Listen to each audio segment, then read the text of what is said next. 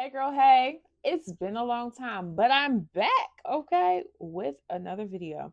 And today I'm talking about all image emails. What is that? You know those cute little emails you've been making over in Canva because you're like, this is quick and easy and I can do it. Child, we're gonna talk about that today. And I mean business when I brought out my iPad because listen, I like to have my little notes here so I don't miss no points, girl. All right. If you are new to my YouTube channel, my name is Sane. I am the owner of Sane and Co. Email Marketing. We help women-led businesses stay consistent and we elevate their email marketing experiences for their customers.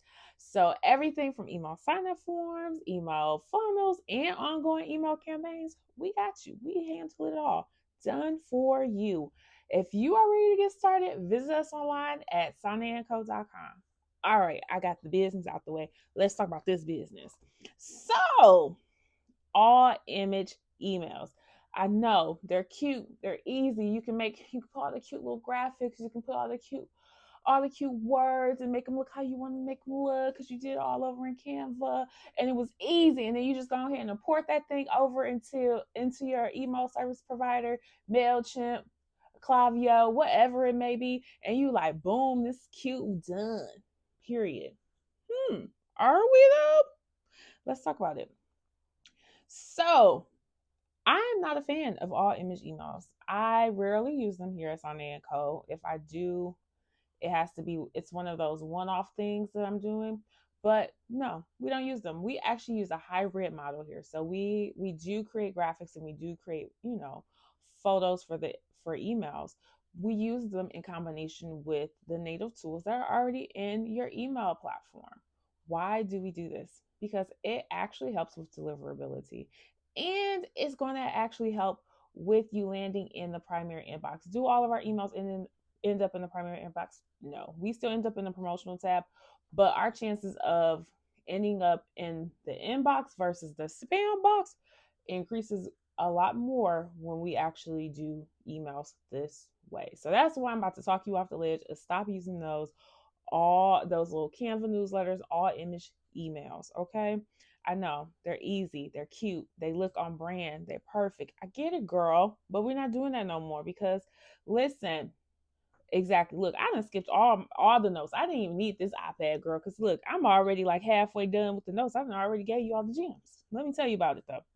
So when you use the all image email, first of all, if you're going to do this, make sure that you're actually putting in the alt image text. So usually when I insert any graphic in an email, I always put something there. You want to do that because one, not everyone, and this is one of the biggest problems with an all image email is that everyone doesn't have images loading when they open up their emails, especially if they're on their phones. If they're trying to save something in their batteries or whatever, or they're just like, I just don't like it.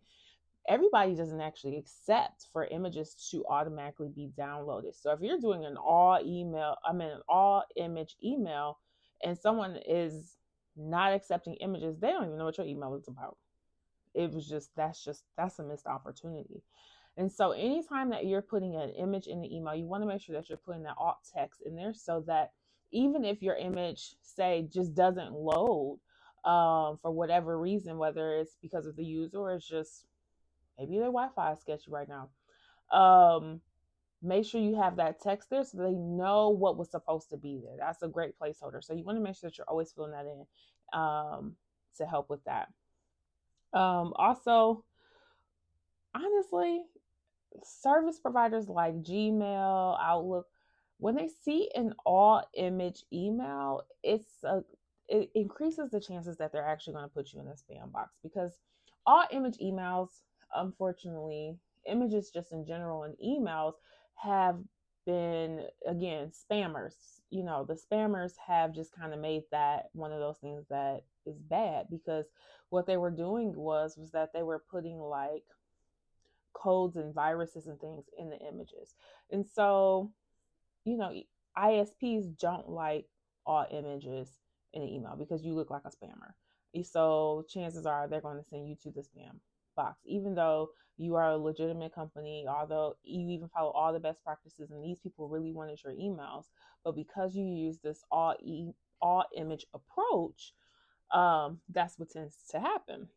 And so, also, this is the biggest thing when the larger your image is that you upload into your emails, the longer the load time is. This is just like your website. Like that load time, when the load time is long, guess what? People click off. Like, I ain't got time to wait for this cute little image to come up. I got something else to do. And so that's one of the biggest things that really happens with an all image email. It may not load. And so if you have a nice graphic and then some text underneath, sometimes that image may take a second to load, but they can already start to read what this email is all about below. So that's actually a really good piece to have, because then your image pop up and they're like, oh, okay, this it. Okay, you done caught my attention. And so that's really important to also have that balance between the two. Um, and also because we're in the age of AI. If you haven't noticed, most tools now, I think Outlook didn't have this, but Gmail now is summarizing your emails, the AI summaries. If you're using an all image email, these tools can no longer, they can't summarize what your content is. And so what's going to happen as AI, really becomes bigger, it's just really going to start placing your emails more so in the spam box, because they're like, we don't even know what this is about. This is an empty email, because that's really what it's coming up as. And so it's not even going to be delivered to your audience's inboxes. So you just wasted all the sweet time creating this beautiful email that no one's actually ever going to see. And I get it. It's very easy to do, especially when you're like, I'm running a sale. It's the holiday time. I want my emails to look all festive and things. But again, there's ways to do this. And so create that pretty image, but make it smaller. Typically, we use 600 by 600 pixels for emails. It varies sometimes based on your actual email platform, but that is like the standard, because an email is actually, that's how wide an email actually is. And so that's usually, for me, my standard hero image in an email. And so I tend to use photos of products, maybe the service provider who we're creating emails for, things like that, in those graphics. I may even put buttons in those, put a button in the email, and then, of course, have that image linked to whatever we're going to. But I will say the downside of that is oftentimes when you put a button in the image and then put a button in the actual email, they don't look the same. And so that's a downside.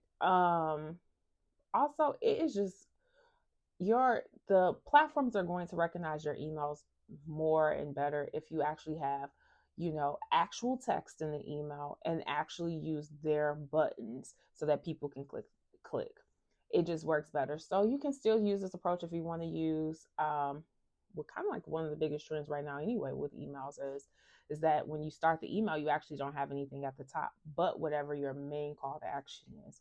And so emails have evolved. Using email banners, that may like an email header banner, that may still work for you, but that's kind of one of those trends that's kind of moved out the way. Having, like, if you are e-commerce brand, having like home, shop, women's clothes, that type of thing has kind of moved to the bottom of the email. And the reason being is so that when people come into your emails, the first thing they are seeing is what is the offer, so that you can try to get them at that moment. And so putting a header text at the top and then putting maybe a one liner and then that call to action button and then putting your graphic is, honestly, that's the biggest trend with email marketing right now. That's the trend right now. And so, and the reason being is that it captures the audience's attention really fast and like instantly bring them into the call to action. So not even, but like you ain't nowhere near the flow, like you straight up as soon as you come in the email. So that's a tip on how you can design your emails. And that may actually help you with, getting more clicks. And so I forget where I was going with this, even with all my little notes, girl. Child. Girl, I do this. Okay.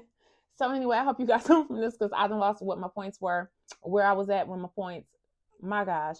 But if you're like, you know what, Sane, I feel you. I'm gonna do a cute little hero image, and then I'm gonna actually put some real text in my emails.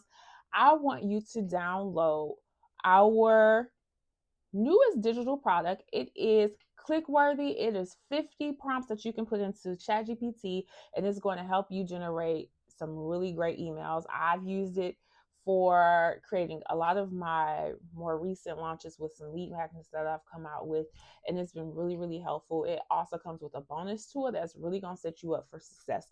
So I'm going to put that link in below, and that should help you out. Like, now you're not, I know you're not making your all image emails in Canva anymore. You can still make your cute little hero image, and then this is going to help you actually create that text that is going to help you convert more. All right, girl, I have rambled and went longer than I wanted. I will talk to you soon. Bye, girl.